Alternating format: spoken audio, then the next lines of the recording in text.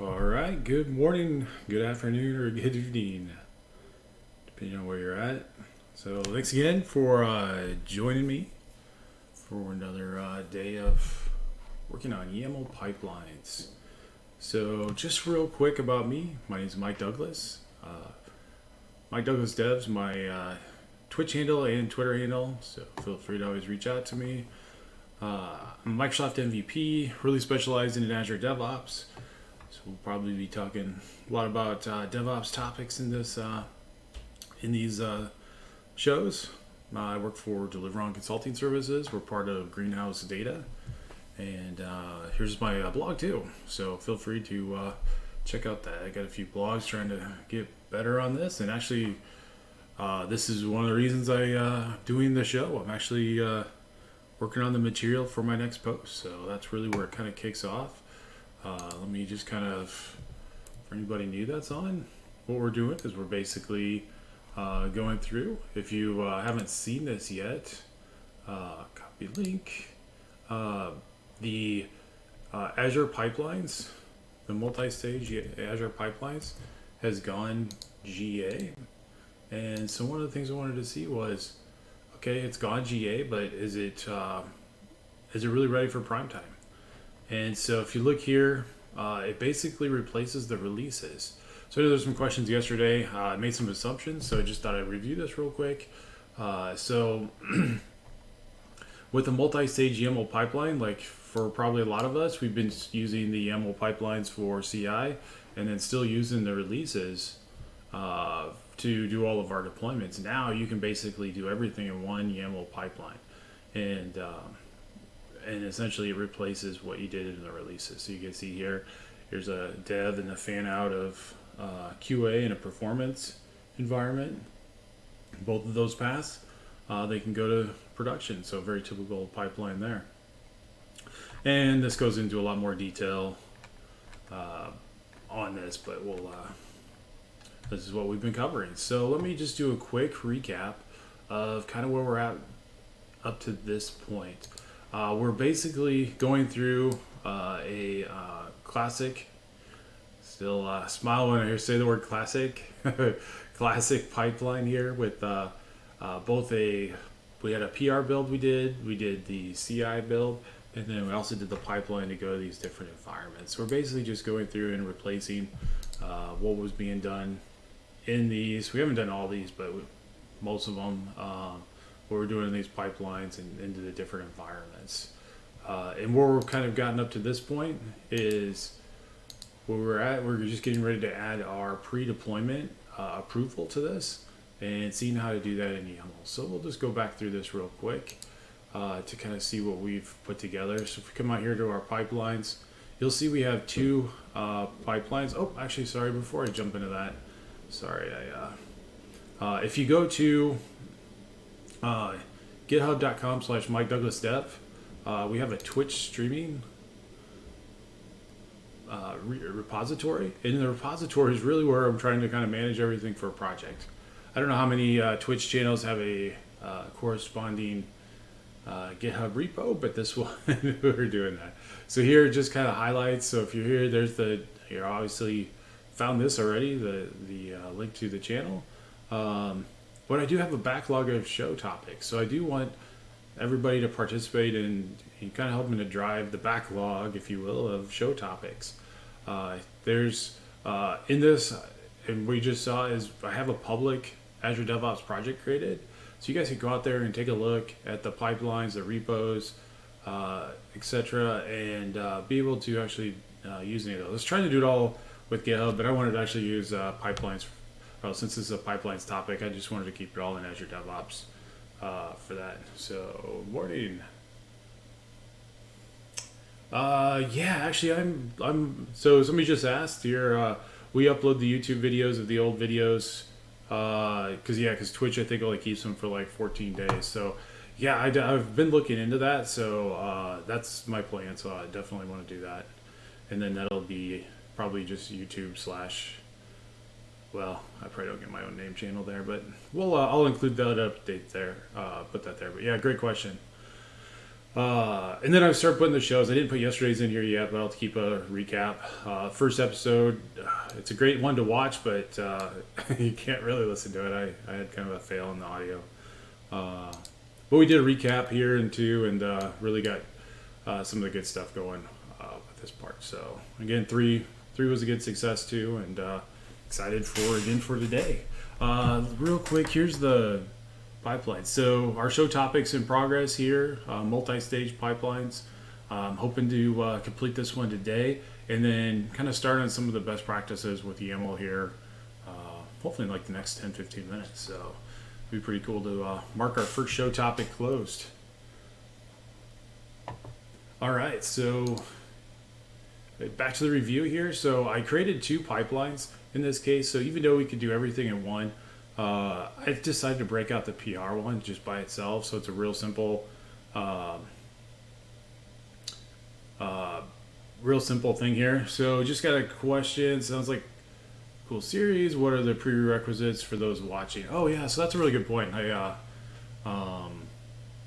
If you really want to do this and follow along, so good point. So you could go out and create, and correct me if this isn't what you're asking, but you could go create an Azure DevOps account for free. It's 5 free users. You can basically, and in this I'm using what's called hosted agents, which Microsoft basically has out there that spin up dynamically, run your build, and then they basically tear it down and then rebuild it for the next person. And you get like 10,000 free minutes, or I can't remember now what it gets, but it's pretty high limit. For most recreational use like this, you won't hit the limit there. But you can go create an Azure DevOps. It's just dev.azure.com. You can create your account. I think you can, with this public one, you can just grab these My Two repos if you want, pull them down, upload them to yours. Really, there's not much here. This NG6 users Angular app was pretty much just the NG tutorial created. So you just create your own and use it there, and then you can really follow along with creating this here. So then you can create your pipelines. But yeah, appreciate you asking that question. Maybe I'll add that to my README page. Cool. Is that what you were asking, or was there an additional piece you want to know? Perfect. All right. So appreciate the questions. The next thing we're gonna do, we'll talk here. So I basically broke the PR build up just by itself. We can actually just review that real quick since no, I didn't want to run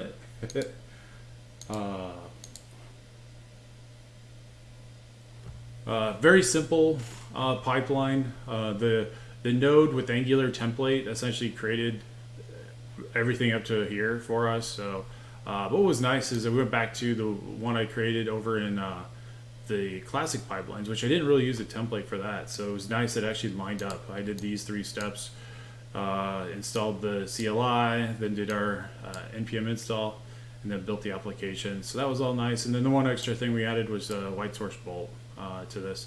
And this basically scans your open source vulnerabilities, which this one has a lot of problems because it's pretty old. Well, yeah, I think they're on Angular 9 now, so you can kind of get an idea of. But I only created this like a couple of years ago, so it's not that old. So that's the PR build. I kept that one separate just because I really wanted to stop there and not really do a whole lot. Whereas now our NG6 users, this is our full multi-stage pipeline. So we can open up that and kind of see where we're at. I'll do a quick review here of what we have accomplished up to this point. So in the pipeline here, again, this is really going to be our full CI and CD pipeline. So very different than I would say I've done a lot of the pipelines in the past where we've set up the CI in the builds and the pipelines, and then set up the more of the releases, for the different environments there. And we're basically doing this all in one.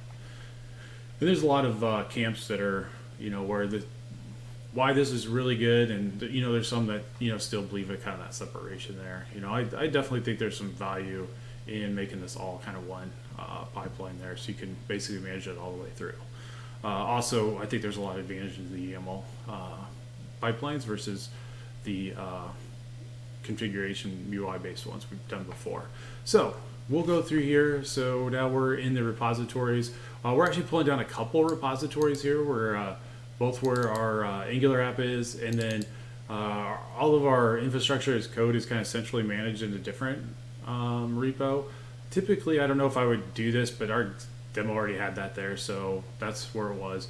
I'd probably try to keep like the everything needed for the web app actually in here. But we've done it both ways. So in this case, I just pulled in both. We're just triggering it off master. So after our pull request completes, this will kick off. Here we can specify we're right now doing all this on Ubuntu. We've broken this into multi-stages, so this was kind of new. So each stage can have multiple jobs. In this case, they're just one and one, and they're kind of named the same. So it's a little redundant. I could probably get a little more descriptive here on the actual job that it's doing. Same thing here down in dev. It's just specified dev and dev. We do have this depends. They will run sequentially, but in this case, I'm just explicitly doing that. Again, this is all pretty much the same. I didn't include the white source bolt again since we already had that. The one thing we kind of learned yesterday was there's this thing called a pipeline artifact now instead of a build artifact. So that was really nice where this is basically now available throughout the rest of the pipeline. Because when we look at the logs, this stage, and actually I think even jobs too, will actually could happen on different agents.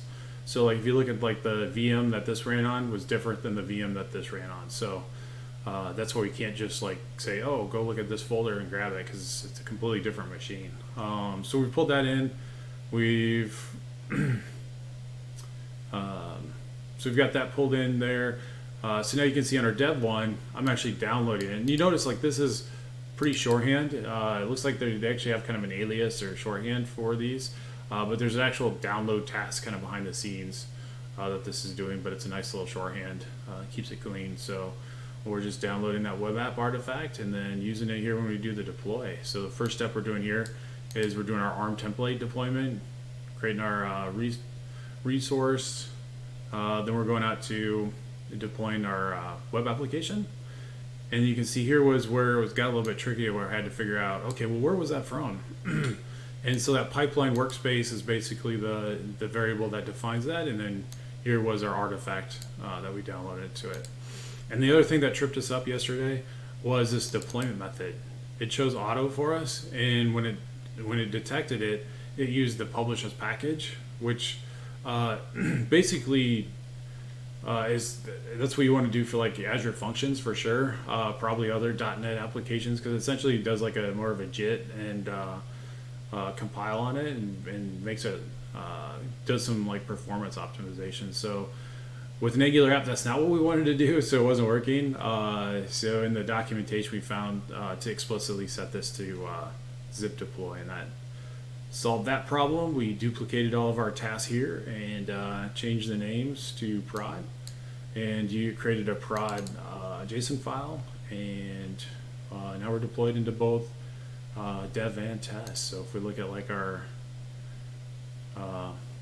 latest run here, you can see we made it through our CI stage, our dev stage, and prod. So pretty cool.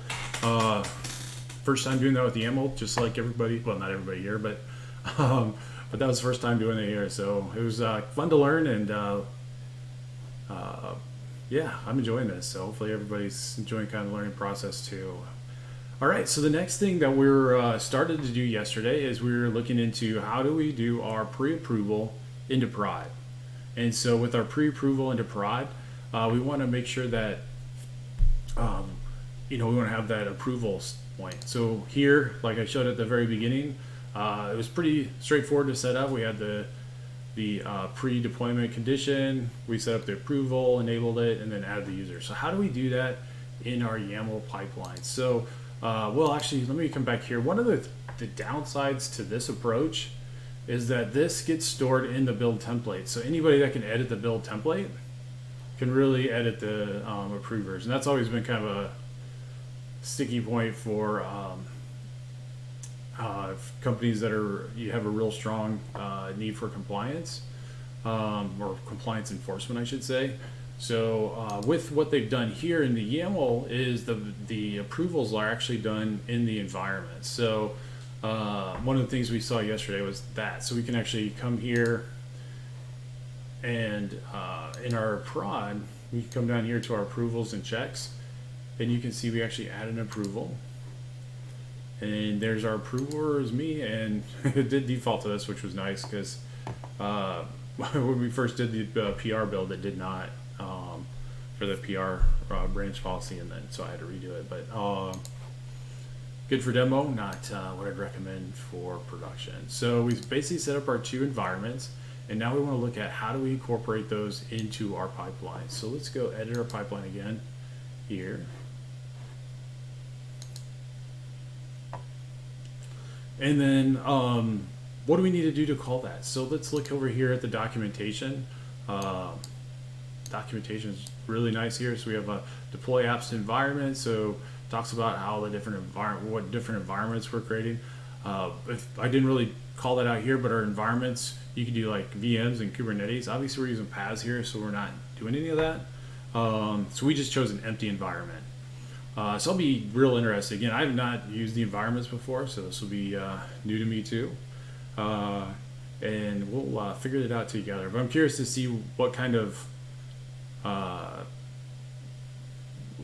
like it talks about capturing like deployment history and things like that. Now we won't be able to pull, like if it's Kubernetes, we could actually it'll pull it in from Azure. Since we don't have any connection to our PaaS environment, we can't do that, but we'll see what kind of information it comes up there. But I think it'll be kind of similar to what we had. So here's kind of our this, we said this is from a deployment job. So we'll probably go ahead and do that, because that was one of the things too I looked at when looking at this, is like right now we're not actually using a deployment job, we're just using a normal job. And it feels like to me the deployment job is a very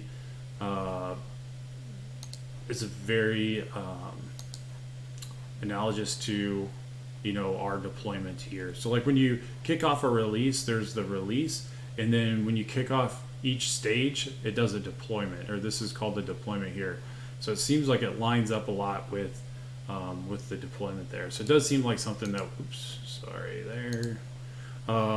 we should probably look at using. It looks like there's also some kind of strategies you can do for this, but we'll come back and kind of look at that piece here. So let's just keep it real simple. So we'll go ahead and add to our job our deployment piece. So we can essentially just call it our deployment web, and we'll actually go ahead and here we can explicitly state our pipelines too.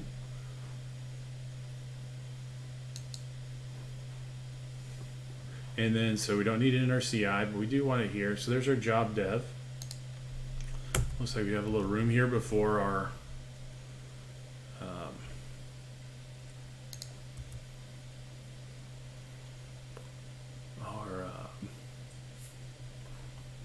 there. So let's go back. It's good old, so stage. So it doesn't look like there's a dash there. So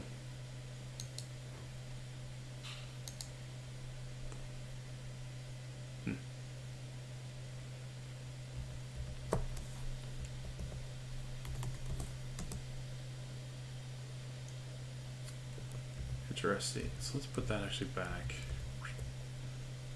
And then let's change this to just deployment there. See if that likes it. Nope, it does not. Let's go back here and look real quick. So, I got it. So we don't put the word job, we just put deployment. Nice.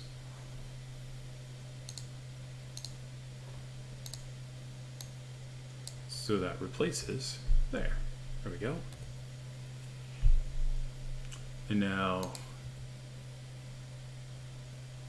that's happy, almost happy. These indentions are gonna be, well, let's see, already indent. And I'm guessing, let's come back up here and look.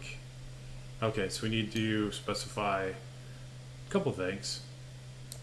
Our environment now, and then our strategy. So we'll come back to the strategy. We'll just choose this one.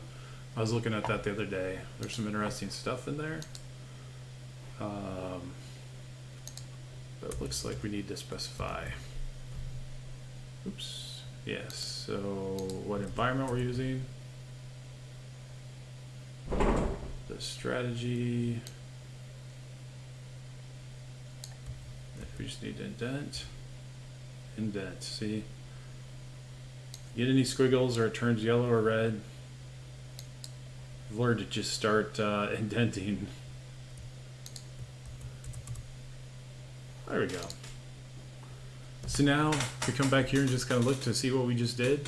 So we've got our dev stage, but now our job is called deployment web, which got a little friendlier name here, which I'm not sure why that's lowercase and the other one's not. We have our smart hotel dev, which we don't have an environment called that, so we'll call it ng users 6 dev. It's like they should put like a dash in there, but trying to get out of the old 8.3 world here. Whoops. All right, so now we have our ng user 6 dev, and we go from there. So I think the rest of the steps look good. So we just basically saying run once on those tasks. Let's double check that I'm not missing anything. So we'll create a new environment, which is okay, but we have that already created. We don't really need to target any kind of specific resources right now, but it looks like you can, well, especially when you're talking about more details in there. So then the approver, that's what we really want to define and utilize. So again, this is some of the stuff I'll be interested in seeing. So I think we're good there. So anybody see anything that looks bad? Let's go ahead and commit this. We'll run it. We'll do our diagnostics just to make sure.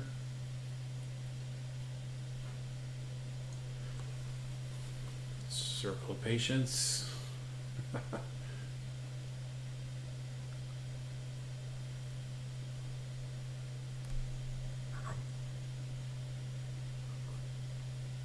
See, all I had to do is take a drink, and then it would show up. All right, so we'll kick off that run, and let's see what happens. So, real excited. So they're updated. So that looks better. I didn't like the CI/CD, so maybe we'll just give that a better name. But it'll be real interesting to see. So those of you who weren't that on here yesterday, the CI does take a little longer than it should for just a basic, simple web app. I added a bunch of dependencies to the Angular app because I was trying to test out some using the caching capabilities with the hosted agents a while back. So I should have just taken that out. All right, so our CI's moving right along. Again, this one's going to take the longest, unfortunately. Really keep going there. So we had another good day of build. I didn't get to watch too much of it again. Hoping to catch up on some of the videos later, but I think they did a pretty cool job doing that all online.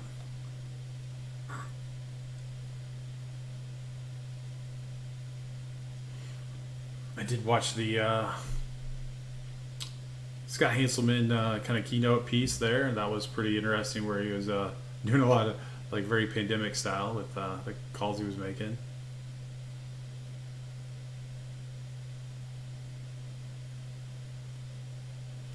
All right, so it should take just here another couple seconds. I will have to clean that up so it goes a little faster. It should go in like about 10 seconds. And it's not too bad the first time, but when we have to fix 2 or 3 things, it does kind of get annoying. So if we get some failures, maybe we'll just go ahead and fix that real quick. All right, so now we're starting our pipeline here. Let me click into that. So it's recognized it all, so that's good.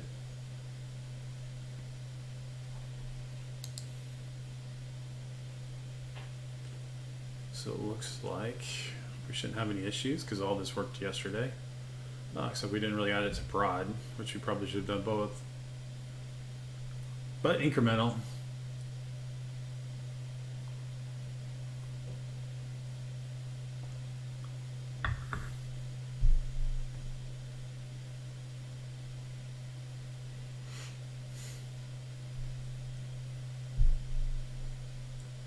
All right, so we're downloading or installing the website, and then it should be good. So once this finishes the dev environment, we'll go over and look at the environments and see.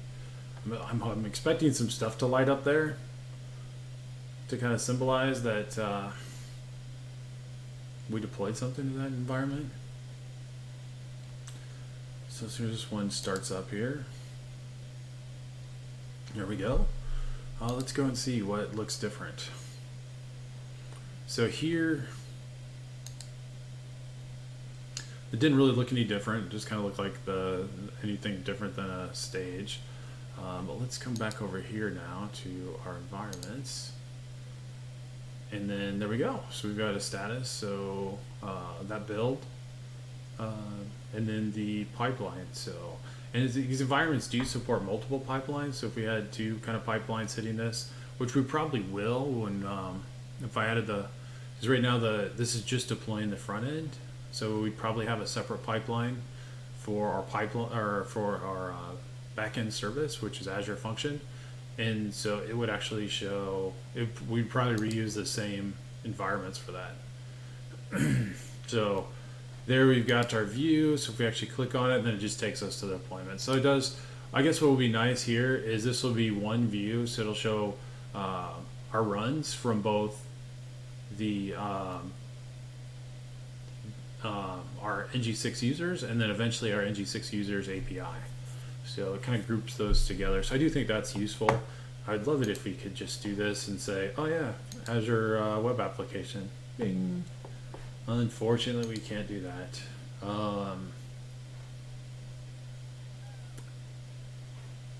Let's see here. But I do think there is. Well, I don't know if there's a. I don't even think they have user voice anymore. But there's the environment there. So we don't have this deployed. So let's go add that real quick, and then we should be good on our environments and so forth there. So it looks like everything succeeded. Again, there's our stage, our jobs. Nothing looks different. It'd be kind of nice if it, showed some sort of significant. We do have environments there, so that is nice. I guess we see the environment, not really the resource. We do have a link to go view that environment.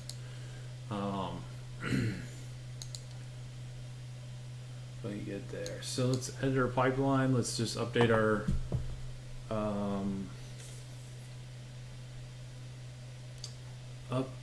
our deployment. So I think from jobs here down, we'll go capture all that. And I think everything else is the same. Again, I feel like we have oops.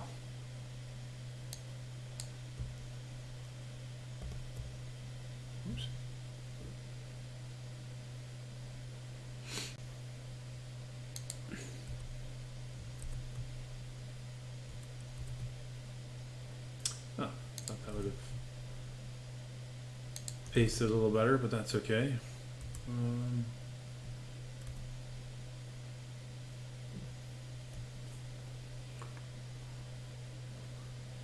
Let's see, this little looks nice and neat. So environment was directly under approval, which I thought that's what I was doing. I don't think it's quite that smart, but maybe our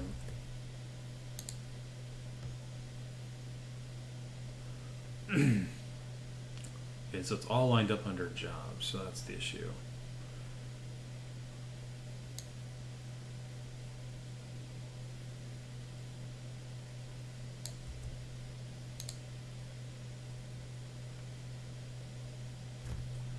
Deployment. That looks good there. Jobs, deployment, display name. So jobs, deployment. I'm sure it's probably just a. There we go.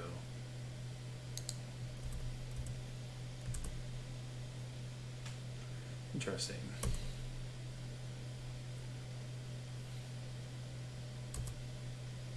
Oh, there we go. All right, so now we're all lined. One more tab.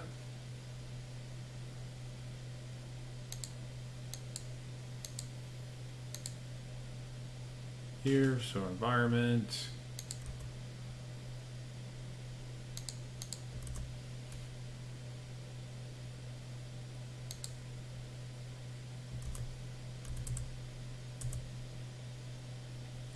All right, so it's there.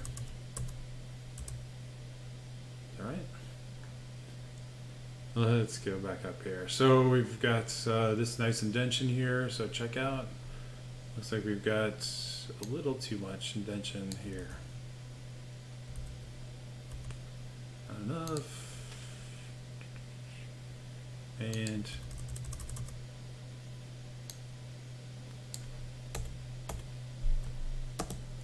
there we go. It's that easy. And you just keep tabbing until all the lines get to normal. All right, so I think we just need to, we did update the environment name, prod. Let's just make sure that's what I called it. Sure enough. We've got prod, deploy web app. It seems like it'd be nice to actually include prod there. And then maybe here we'll do dev, just see what that looks like. I'll call this dev. I'll call that prod. All right, so I think that looks pretty good. Anybody see anything missing? I don't think so. So we'll go through, save it one more time. Run it. That pretty much guarantees it to fail now that I didn't choose that option.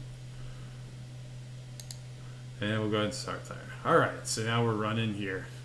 Well, that's running. It's not that exciting to watch again. So let's switch over here to kind of our first outline that we created when we first started.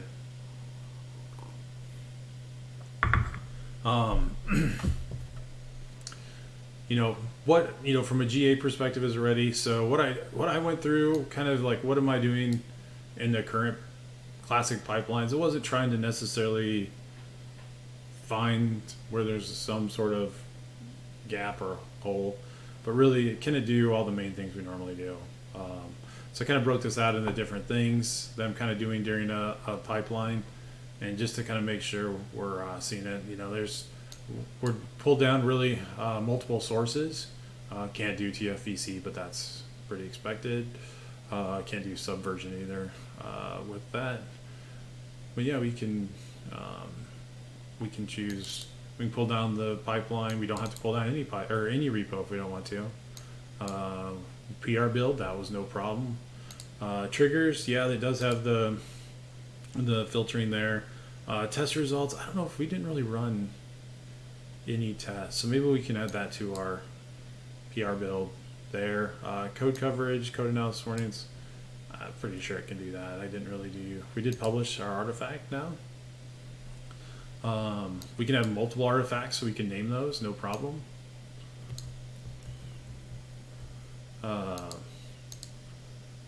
Choosing different sources, so like if we wanted to publish to the container registry or Azure artifacts, yeah, it has all the same publish capabilities. We didn't really do that here, but again, just more kind of figuring out what we're doing.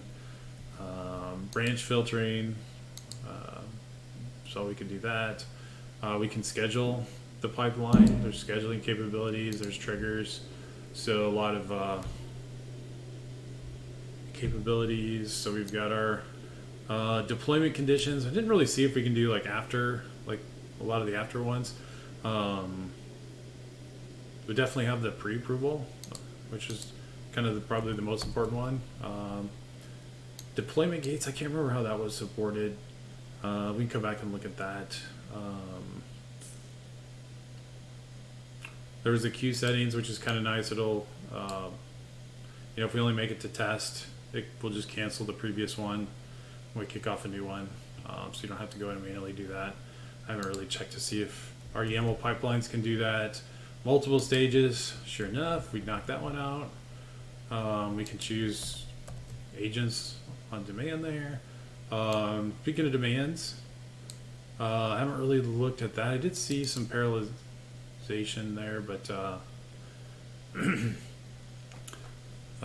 those there, task group. Task groups are not supported in YAML. So instead what they're recommending is templates, and that's the next thing I want to talk about. So that's a good segue there. We can, not sure on the variables across stages how that works. The results, definitely logs. We've been looking at logs quite a bit with this. Again, we haven't really run any tests to see if we can do any of this. We did do our test approval. I did not check on the traceability, so that's always a pretty nice thing for that. So we can do a couple more pieces if we want. And then really see what we have. All right. So let's go back to our build now. Let's see if I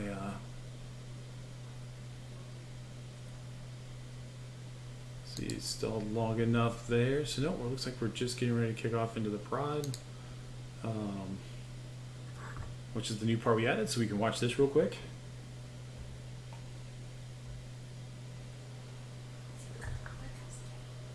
So the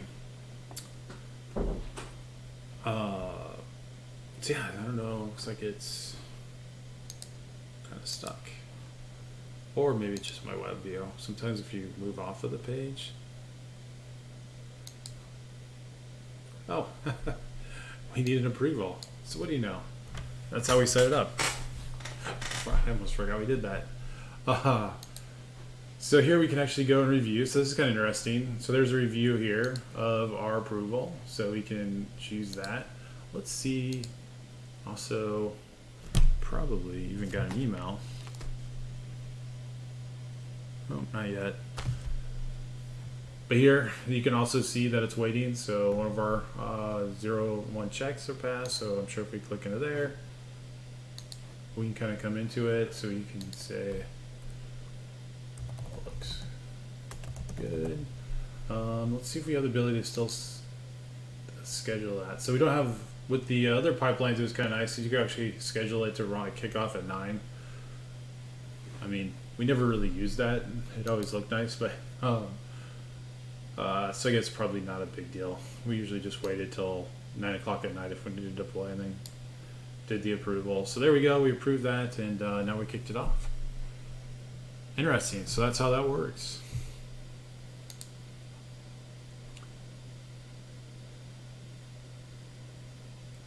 And there it deploys. So you can watch that go here real quick.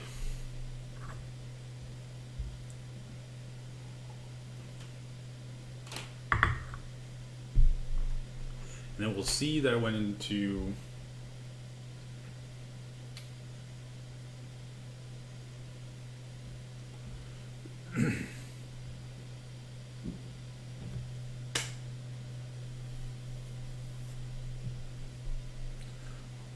so the surprise just take another minute, and then like I said, I think it'd be interesting. Maybe we'll come back here to do pipelines while we're waiting for that to see. I think it might be interesting to actually add, because if we look here, I don't think we're running any kind of tests, no, other than our white source bolt, which if you saw that, it's not looking pretty good there. So let's actually edit this pipeline, because I'm pretty sure, well, no, this is the, actually I don't have unit tests on this one, that's why we didn't do it.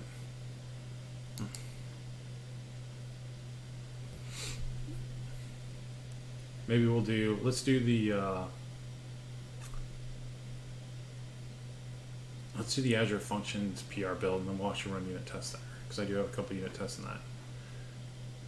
So let's just come back here real quick. We can see that we finished it up. Everything completed. So there's our different jobs there. So now it shows that it did the web deployment to dev. So I don't know if I like the dev and prod in there, or maybe leaving it out, but I think that looks pretty good. There's our check pass. There's our traceability on that, which is nice. Again, I don't know if we don't have any associated work items with this, so we'll have to check that out next. If you look at our environments, we can see our web app deployed and do both of those, so pretty nice. There's both of our deployments. You can see the job, I guess, rename on that. But yeah, looking good. So like that. And again, the one thing we'll have to figure out that I don't know right now off the top of my head is you can actually put security around these environments, which is nice. So like you could control who. So I can't go in and have any developer go in and change who. Um, change the approvers, but I do have the ability to change the pipeline to take off the environment stage. So we'll have to see how we can do some enforcement. There are templates which we're going to look at here probably maybe tomorrow. Now if we're going to kind of want to do the unit test first, and then there's also a thing called decorators, which will basically inject a task into every pipeline, so you could have something that could actually check to make sure that the environment is there and such. So we'll look at how we can do maybe some of that compliance in a future feature show there. Maybe I'll add that to the backlog, or somebody can add it if they want. All right, so let's do just a real quick. We're gonna add our function apps and run a test, because that's one thing I haven't seen. I assume it's gonna be the same, but we'll see. So let's get there. We've got our API project. So it is detecting it. It's actually saying we can go fully deploy that. I don't really want to do that. But since it knows it's a .NET Core function app, let's go ahead and choose that one, and then we'll just take off the deployment tasks. So I'll be curious how it's building it, because it's one acts a little bit weird than just a normal core project.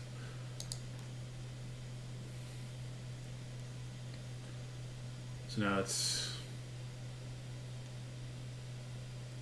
and this would actually be perfect for our CI build, but we're just wanting to do our PR build here, so I don't actually want to do the deployment. We might just call this, and as you notice here, it's kind of nice. It's gonna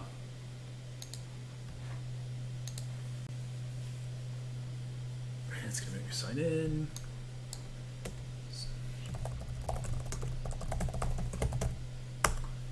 Too many emails.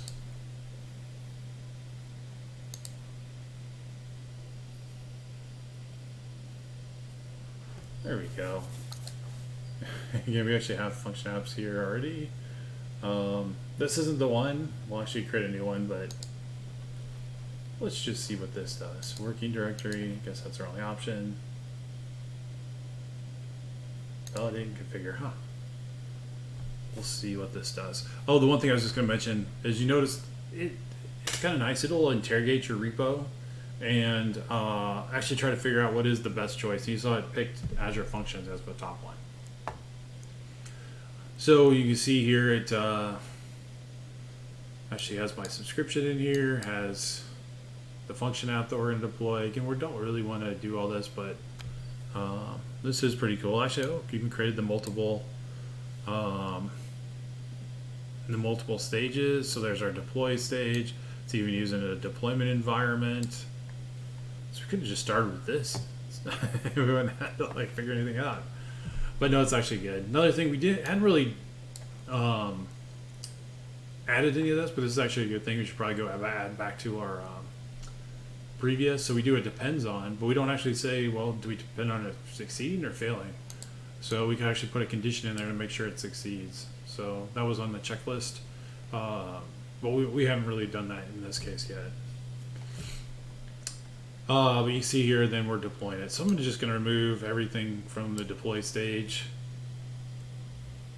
And even the publish, because this is just the PR build, so we don't really need to go on beyond past this. This is basically zipping it up. We don't need to worry about that. In this case, all we want to do is build it. And then I also want to add another. Let's do that too. So we got right here, .NET, and we want to test. Project. Guess we'll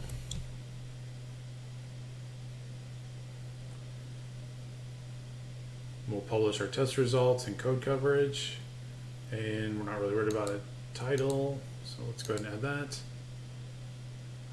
So chop that off. Yep. That's the one thing I always gotta worry about here. Make sure the cursor's in the right place. All right. So now we've got our 2 tasks. Did not know to put it in the right tab. Excuse me.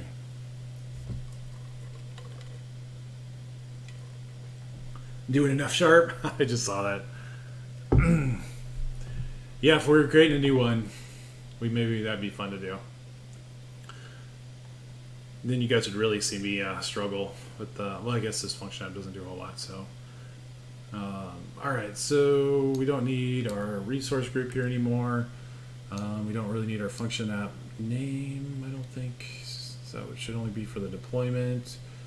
We're going to use the Visual Studio 2017 working directory. All right, looks good there. So we're doing our build.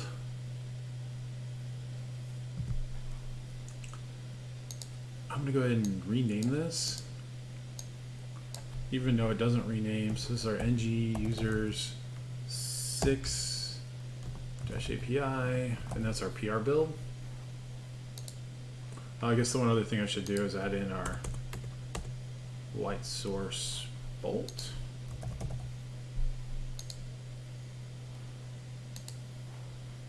Let's take off the inputs. And let's see how that works. All right, so let's save and run that. I think we're good there. And we should be able to see our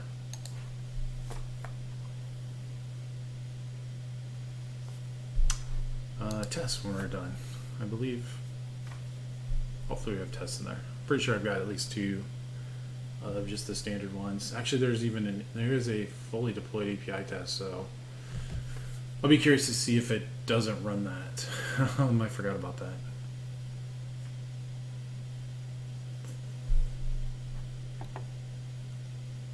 This one should be faster, so we got some.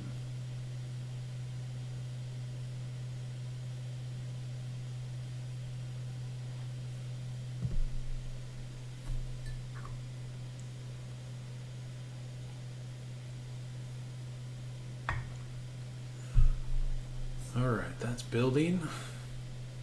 Might actually be good to.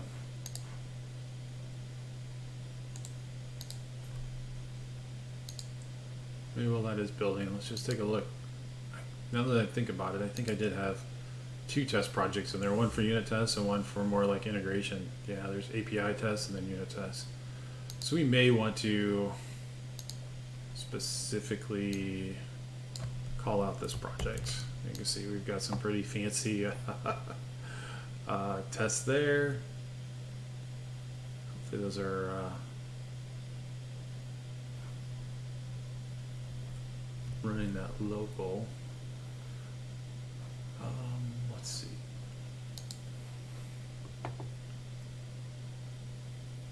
So we're still building.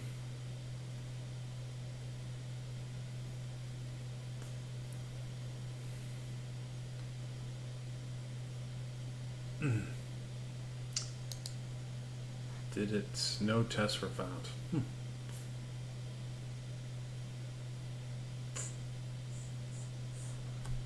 All right, so we've already not hit what we wanted to, so let's just go edit it instead of waiting. So I'm guessing maybe, do we specify the project name?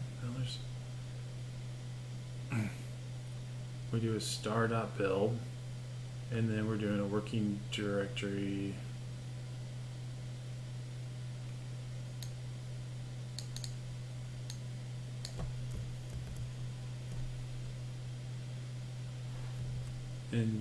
Oh, you know what? Well, that's interesting. So I did build, because these are actually subfolders. So we've got, the working directory was set to function app 1. That makes sense. So in this case, we actually want the folder to be that. Yep. So we want, which is actually kind of interesting because, working directory is the variable.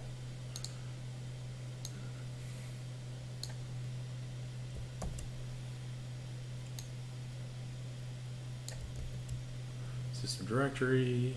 Then we can just do this, even though I kind of cut off the I did there. So it's all good to everybody. Well, you definitely clean this up later, but I think that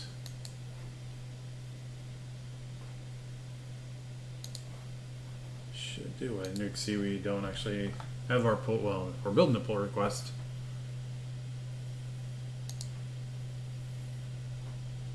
So we run that.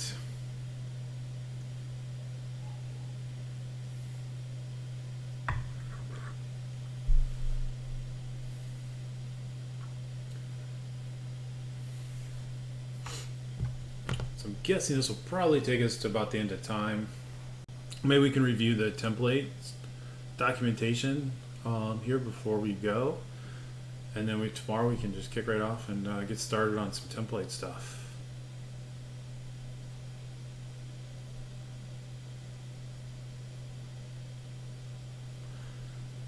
I didn't see last time how long it took to build, but hopefully not too long.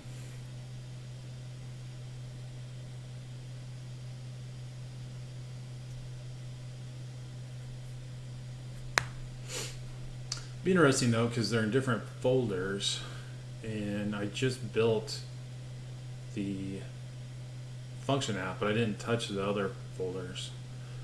So maybe we should build a solution so it builds all the projects. So we'll see. I think the test would probably build it though if it hasn't been built.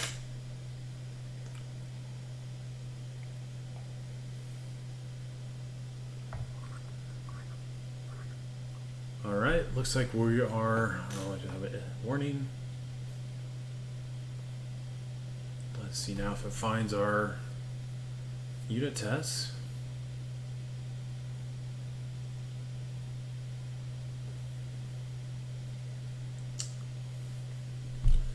The suspense is killing me.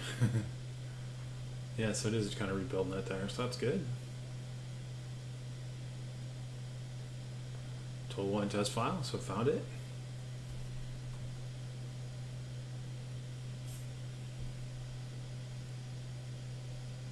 And our 2 tests pass, all right. Our white source bolt doesn't take too long, and then we'll get to see our test results. All right, here we go. We have our warning, which is good to see. Now it lit up our test menu there, so yeah, looks just like it did before, so that's great. We can come in here, see our past tests. Not really probably anything. There's our linking, that's always good. If we had any kind of attachments, great. Looks just like it did before, so that's always good. I don't know, there's probably no test analytics yet, but maybe after I ran a few times it would actually pull in some test analytics. Yeah, it looks good there. Guess how we'd hope. Oh, we did have the code coverage. Set it upload. Huh, must not have done that automatically. Something we want to look at there. Let's see. White source vault. Oh, good. Yeah, .NET projects seem to not have as many issues because I don't think the packages are updated as often, and they're I think the ones we're using are fairly standard. Okay, so it looks like we do have now our full pipeline. We could go in and add it to the repo and stuff. We already did that, so I'm not gonna bore you with that part. So the last thing would be just talking about, we have like 6 minutes left. Come over here, so and just kind of grabbing some feedback comments here. You guys have any other thoughts on the YAML so far? I think it's pretty interesting, pretty good. So here I'm just going to copy this link. This is just the Microsoft documentation for it, but this is what we'll go through tomorrow. So, but this is a really good link here. Maybe I'll try to figure out a way to, I don't think there's like a show notes or anything like that. I guess I could add, let's see if I can, so I can paste the link out there. This is what we'll be going through tomorrow, so if anybody wants to review that, there's a chance. So, but again, it's basically reusable content. So I think, what we looked at was pretty nice. But if we start getting, dozens and dozens of pipelines, you can start seeing where they take a lot of management, especially if now all of a sudden security comes in and says, no, we need to add not just white source bold, but we need to add XYZ to our pipelines for security. We don't want to necessarily have to go through and add it to 25 different YAML files. With templates, what we can do is actually create like some standard or some base ones, and then we can leverage those in other templates. And there's a lot of different ways. It's actually pretty interesting there. Let's first start talking off by how we can pass in parameters. So went through this, so you can basically have like our parameter YAML template, and then you pull it in, and you can just basically pass in yes or no, and it'll echo it here. So very simple example, but it's just, you can see how the two works. In this case, we're extending, and there's different options on how we can do that. So there's some conditional things here in this one. I'm just going to review this quick.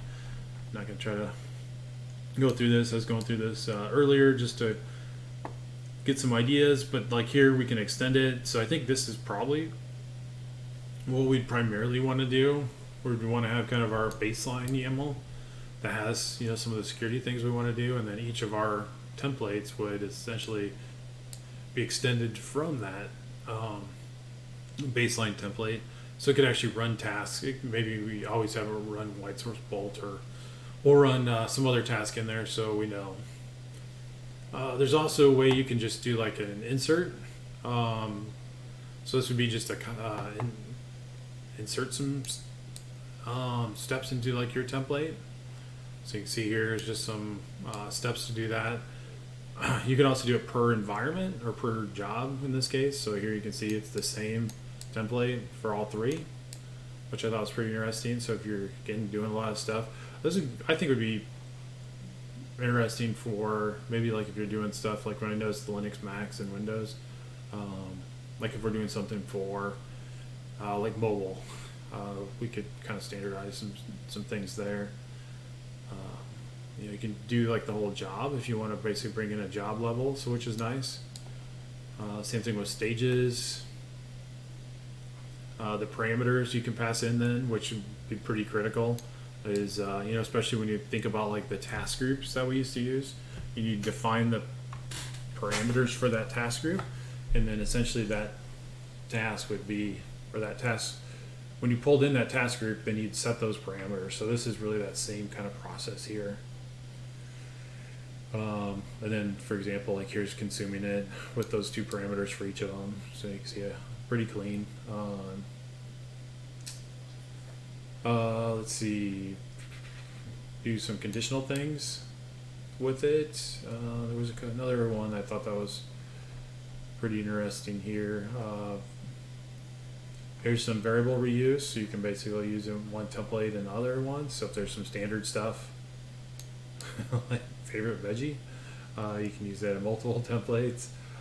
Here's another thing. This is, I think, is really important, not for this series, but for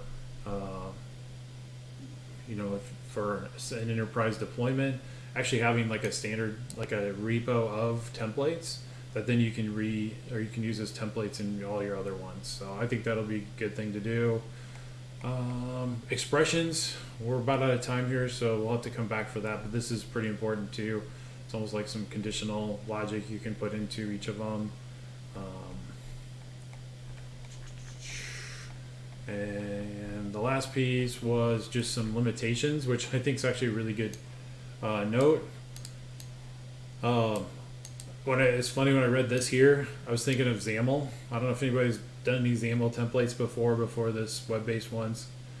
Oh my gosh, you had to like pretty much force everybody to buy new machines to actually open up the XAML build templates, because they were Windows workflow, so they could do everything. So I think this is maybe some reaction to that. Is keeping it even 100 sounds pretty scary to me. 10 megs of text files is pretty scary, and if you think of this as like a method, 2000 or even a class, so that's pretty high there. So So I think that's good that they instilled some limits on here so people don't go too crazy with it. We'll come back. We'll look at these tomorrow. I'm pretty excited about this. Again, this is something new.